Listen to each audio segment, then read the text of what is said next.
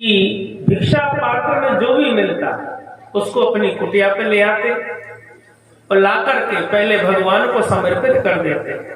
लो मेरे नाथ, ये सब आपके लिए ही मैंने कमाया है, इसको स्वीकार कर लीजिए। उसके बाद उसका प्रसाद तैयार करते।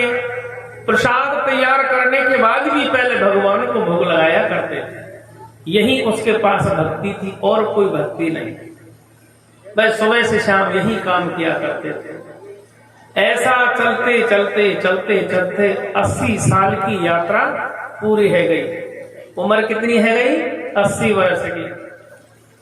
अब मेरे महाराज उस संति की यह प्रक्रिया, यह नियम, यह त्याग इस पृथ्वी पे ही नहीं, गांव में नहीं, पड़ोस में नहीं, देवताओं के बीच में भी चर्चा का विषय बन गया। एक दिन भगवान श्याम सुंदर गोलोक धाम में बैठे हुए थे। राधा रानी पास में विराजे हुई है। राधा रानी बोली, प्रभु आप नित्य ही बस अपने भक्तों की ही चर्चा करते रहते हैं। कोई आजकल कोई नया भक्त है तो उसके बारे में बताओ। मेरे श्याम सुंदर मुस्कुरा गए। राधा रानी ने कहा कि प्रभु आप तो बस अपने भक्तों को खुश करने के लिए ही निरंतर मुस्कुराते रहते हैं। मेरे कन्हैया बोले, हे देवी एक बात कहे, हमारे वृंदावन में एक संत ऐसे रहते हैं, मेरी बिना तो पानी तक नहीं पीते। राधा रानी ने कहा, अच्छा तनिक हम भी तो देखे कैसे भक्त है कि प्रभु के बिना पानी तक ना पी दे। जब राधा रानी ने गोलोक धाम से देखा तो वो संत सुबह से भूखा प्यासा पूरे गांव में घूम रहा है, भिक्षा मांग रहा है। तपती हुई धूप में भी मांग के लाया, पसीने को नहीं पोंछा, उससे पहले सब कुछ झोली में ला था वो भगवान के श्री चरणों में अर्पण कर दे। हे नाथ, आज जो भी कुछ मिला है सब आपके श्री चरणों में है। फिर उसको तैयार करके भगवान के सम्मुख रखा, उसका भोग लगाया, तब जाके संत ने पाया। राधा रानी कहने लगी, प्रभु ये कोई बड़ी बात थोड़ी है, ऐसे तो बहुत से लोग करते रहते हैं, आपको इसकी भक्ति कैसे सार्थक दिखी? मेरे श्याम सुंदर बोले, हे देवी ये भक्त ऐसा है कि मेरे बिना भोजन तक नहीं करता है, चाहे दिन 10 क्यों नहीं हो जाए। अब इसी बात में भगवान और राधा रानी में आपस में नोक-झोंक होने लगी। अब होता क्या है? राधा रानी बोली, हम तो परीक्षा लेंगे प्रभु, अगर ये सच्चा भक्त हुआ तो हम भी इसके भगत बन जाएंगे। कन्हैया बोले, सोच समझ के परीक्षा लेना, जैसे हम टेढ़े हैं ऐसे हमारे भक्ति भी टेढ़े हैं। राधा रानी कहने लगे, ये तो आपकी मुख की प्रशंसा है नाथ, हम देखते हैं कौन भक्त कैसा है। आज राधा रानी ने अपनी लीला को प्रकट किया। महात्मा जी चले नगर में भिक्षा लेने के लिए, हरे कृष्ण हरे कृष्ण गाते जा रहे हैं। सुबह से शाम हो गई, एक दाना भिक्षा में नहीं मिला। बेचारा मांग चुन कर जब लौटा, झोली खाली। उस खाली झोली को भी प्रभु के सम्मुख रख दिया कि प्रभु आज जो भी मिलाई झोली में भरा हुआ है। अब देखा प्रभु ने तो झोली खाली है, उसमें तो एक दाना नहीं है। संत चला रसोई में, एक लोटा में जल ले आए, उसमें तुलसी डाल के लाए और कहने लगे, प्रभु आज का भोग इसी को स्वीकार कर लीजिए। मेरे ठाकुर को जल का भोग लगा के महात्मा जी स्वयं उसको ग्रहण कर लेते हैं। दूसरा दिन आया, फिर महात्मा जी चले हैं हाथ में लाठी लेके, हरे कृष्ण हरे कृष्ण गाते हुए जा रहे हैं। सुबह से शाम हो गई, आज फिर से कोई भिक्षा नहीं मिली। महात्मा जी ने कभी ये नहीं सोचा कि भिक्षा क्यों नहीं मिल पा रही है, कोई मन में किसी प्रकार का विकार नहीं है। कहते हैं कि जो भाग्य में होता है, जब मिलता है तो छप्पड़ फाड़ के मिलता है, और जब भाग्य में नहीं होता है ना तो सामने डंगार पहाड़ क्यों ना लगे, उसमें एक दाना भी प्राप्त नहीं होता। अब होता क्या है मेरे प्यारे, 2 दिन से महात्मा ने कुछ खाया नहीं, कुछ पिया नहीं, बस जल पी के ही टाइम पास कर रहे हैं। बुढ़ापे का शरीर है, 2 दिन भूखे रहने से शरीर में आ गई कमजोरी। आज तीसरा दिन महात्मा जी जब घर से चले, कहने लगे, हे कान्हा देख लाला आज आखिरी यात्रा है, अब और भूखों फिरो नहीं जावे। बेरन ने जवाब दे दियो, ऊपर से कमजोरी आ गई और या तपती धूप में पूरे गांव में घूम कर आता हूं तो मुझे चक्कर आने लगते हैं। ऐसा विचार मन में लेकर चले हैं, हरे कृष्ण हरे कृष्ण हरे कृष्ण हरे कृष्ण गाते चले जा रहे हैं। महाराज पूरे गांव में घूम लिए, किसी ने एक दाना आज भी नहीं दिया। महात्मा जी कुटिया पे आते आते गिर जाते हैं और प्रभु के चरणों में सिर को पटक के कहने लगे, प्रभु मुझे क्षमा करना, मैं 3 दिन से आपको भोजन नहीं करा पा रहा हूं, बस इस जल को ही आप प्रसाद ग्रहण करके मुझे कृतार्थ कर रहे हो। हे मेरे नाथ मुझे क्षमा करना, प्रभु मुझे क्षमा करना। ऐसे कहते कहते जाने कब आंख लग गई पता ही नहीं चला। अब 3 दिन से भूखे प्यासे महात्मा जी, कहाँ की श्रद्धा, ऊपर से 80-85 साल की अवस्था है गई। अब होता क्या है, भगवान में देखा नहीं जा रहा, मेरे श्याम सुंदर को अगाध दुख हो रहा है। पर क्या करे, राधा रानी के सामने मेरी श्याम सुंदर हार रहे हैं। कन्हैया ने अपनी लीला को प्रकट किया। पड़ोस में एक घर में भगवान की सत्यनारायण की कथा हो रही है। अचानक उसके मन में भाव आया, अरे हमारे घर में सत्यनारायण की कथा बच रही है, पड़ोस में एक महात्मा जी रहते, हमने नौता नहीं दिया। मन में जिज्ञासा हुई, सब काम छोड़ा, एक पत्तल में 2-4 पुए रखे और पत्तल को दबा करके आए और बाबा की कुटिया पे आवाज देते हैं, अरे बाबा, ओरे बाबा, तेरे लिए भोग लेके आए हैं। महात्मा जी ने कहा, भैया अंदर ले आओ। पास में परोसा रख लिया, पड़ोसी प्रणाम करके चला गया। महात्मा जी अचेत अवस्था में थे, वे कुछ हिम्मत करके बैठे हो गए। हाथ में पत्तल उठाया तो गरम गरम पुए रखे हुए थे। जैसे ही पुए हाथ में आए, महात्मा जी के मन में भाव आया कि भूखे भजन न होए गोपाला, और ये ले तेरी कंठी मारा। प्यारे 3 दिन से कछु खाओ पियो नहीं, पेट में कटर मुटर है रही है। आज बड़ी मुश्किल से प्रसाद मिला है, एक घास तोड़ा और झट से मुख में रख लिया। अब देखो, कहते हैं समय का फेर। एक समय ने तो कह दिया कि भूखे भजन न होए गोपाला, और ये ले तेरी कंठी माला। फिर दूसरा समय बदला है, एक क्षण में कल विचार आया, अरे मैंने तो भगवान को भोग लगाया ही नहीं, मैंने तो मेरी पूरी जिंदगी की तपस्या को एक क्षण में तोड़ दिया। हे प्रभु, अब मैं क्या करूं? मैंने जो जीवन से जो तपस्या की, जीवन से जो नियम बना के चला, आज इस माया ने, इस पेट की पीड़ा ने मुझे उस नियम से विमुख कर दिया। प्रभु मुझे मार्ग दिखाओ, मेरे नाथ मुझे मार्ग दिखाओ। अब महात्मा जी उस घास को मुंह में ही रखे बैठे हैं, ना तो उसको निगले और ना बाहर निकाले।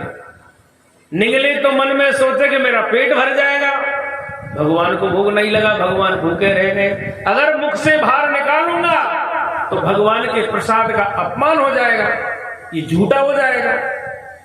अब तो ऐसी गुत्थी को करे तो क्या करे। महाराज पूरी रात रह गई सोचते सोचते। महात्मा जी के हाथ में परोसा है, मुख में घास है, ना तो निगल रहे ना बाहर निकाल रहे, बस आंखों से अश्रुधारा गिर रही है, अश्रुधारा गिर रही है। पूरी रात अन्न का ग्रास मुख में रखा। तो मेरे भाई बहनों, अन्न जब मुख में रह जाता है तो वो सड़ने लगता है। अन्न का ग्रास मुख में सड़ने लगा, पर महात्मा ने कहा, चाहे मेरे प्राण चले जाए, अब तो मेरी श्याम सुंदर आएंगे और इस समस्या से मुझे मुक्त करेंगे, नहीं तो मैं अपने सारे जीवन को यही क्या करूंगा। पूरी रात गई, पूरा दिन गया, दूसरे दिन की रात प्रारंभ है गई। महाराज कंठ रुंधने लगा, आंखों पे स्फुलिंग आने लगी, चेहरा फूलने लगा, मुख में ग्रास सड़ने लगा, बड़ी भयंकर बदबू आने लगी, आंखों में अश्रु की जगह रक्त बहता हुआ नजर आ रहा है। परमात्मा ने अपने प्राण त्यागने का निश्चय कर लिया, पर भगवान के प्रसाद को झूठा नहीं होने दिया। दूसरी रात हो गया। अब तो मनी मन प्रभु से कहने लगे, हे नाथ हो तेरी यारी में बिहारी, हो तेरी यारी में बिहारी, सुख नहीं पायो रे, तेरी यारी में बिहारी, सुख नहीं पायो रे, तेरी यारी में बिहारी।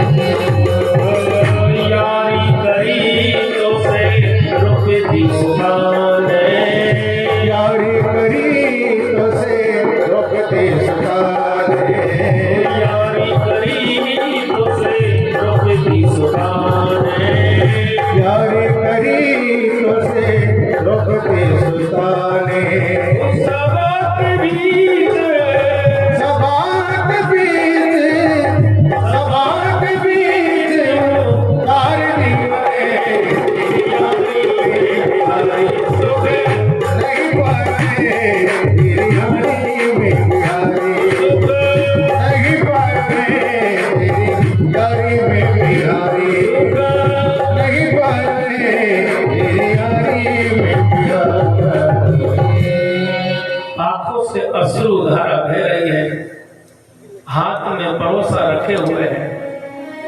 2 रात और 1 दिन पूरे है गए। महाराज प्रातः काल का समय का वक्त था। अब मेरे कन्हैया पे और देखा नहीं गया। मेरे ठाकुर प्रातः काल होते होते घर के द्वार पे आ गए। द्वार पे आकर मेरे श्याम सुंदर ने आवाज दी, बाबा, ओरे बाबा, क्या कर रहे हो? महाराज, यहाँ तो प्राण संकट में पड़े हैं। अचानक कुटिया के द्वार से एक बालक की आवाज आ रही है। बाबा ने दूसरा हाथ उठा के इशारा किया कि अंदर आ जाओ, देख लो क्या हो रहा है। जब मेरे श्याम सुंदर बाल रूप में अंदर आए, बाबा के कंधे पे हाथ रख लिया और कहने लगे, बाबा, ये तुम्हारे चेहरे को क्या हो गया है? तुम्हारा मुंह फटा क्यों रहता है? आंखों से आंसू क्यों गिर रहे हैं? कंठ क्यों रुंध रहा है? क्या कारण है? अब बाबा कहां से बोले, आवाज तो बंद हो रही है। बाबा ने उंगली उठा के मुंह की तरफ इशारा किया कि लाला जो कछु है या के मुंह के अंदर है। मेरे श्याम सुंदर अपना बायां हाथ मुख पे रखा, दाहिने हाथ की उंगली मुख में दी। जैसे ही ग्रास को उंगली से बाहर निकाला, ग्रास को निकाल के मेरे श्याम सुंदर स्वयं खा जाते हैं। और जैसे ही खाते हैं मेरे भाई बहनों, बाबा की सारी पीड़ा मिट जाती है। जब बाबा को होश आया तब तक तो मेरे श्याम सुंदर अंतर ध्यान है गए। बाबा ने चारों तरफ कुटिया में देखा तो जगह जगह मेरे कन्हैया के चरण दिखाई दे रहे हैं। बाबा उन चरणों में लौट जाते हैं और कहने लगे, हे प्रभु, ये सब मेरी राधे रानी की कृपा है जो आज मेरी श्याम सुंदर मेरे द्वार आ गए। जैसे ही राधा रानी ने अपने नाम को सुना, राधा रानी प्रभु के चरणों से लिपट जाती है कि प्रभु तेरी लीला अपरंपार है। तभी प्रभु ने कहा है कि देवी, मेरी लीला अपरंपार नहीं, तेरी लीला अपरंपार है। संत ने बड़ा सुंदर भाव कहा, हो राधे तेरे चरणों की,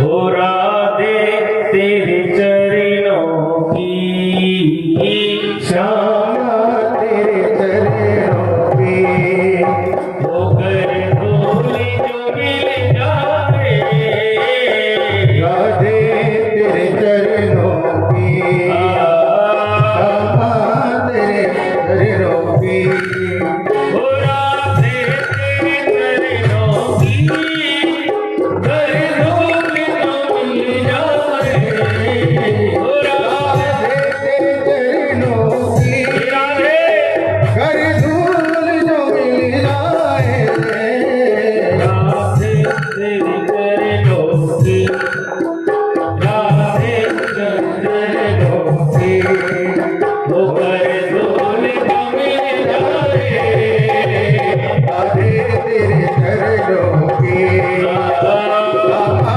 तेरे चरणों की, वो सच कहता हूँ मेरी श्याम तकदीर बदल जाए, राधे तेरे चरणों की, गर धूल जो मिल जाए, सच कहता हूँ मेरी, सच कहता हूँ मेरी, वो तकदीर बदल जाए, राधे तेरे चरणों की।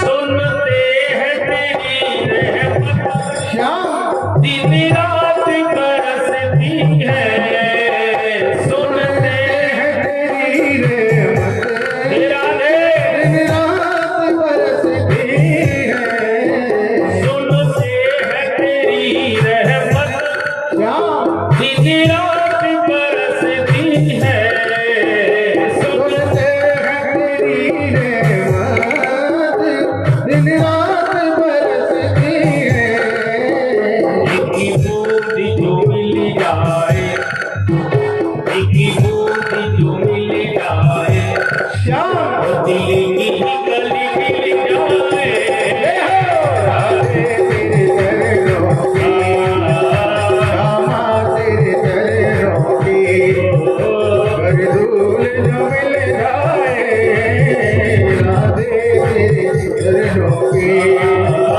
श्यामा तेरे चरणों की, ये मन बड़ा चंचल